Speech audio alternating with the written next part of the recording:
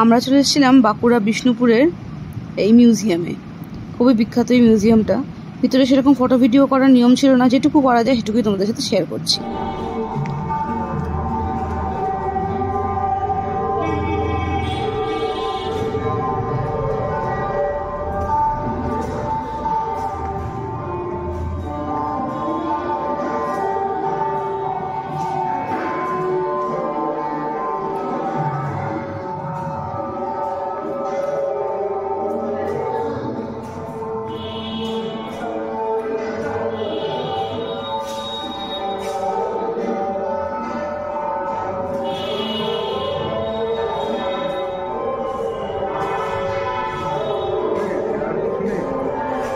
আচ্ছা,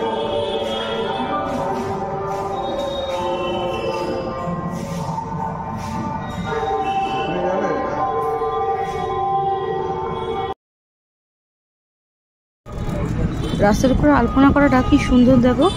যদিও এখন অনেকদিন আগে করানো হয়েছিল বলে অতটা স্পষ্ট নয়, বাট খুব সুন্দর লাগছিল সামনের দিকে দেখতে। কিন্তু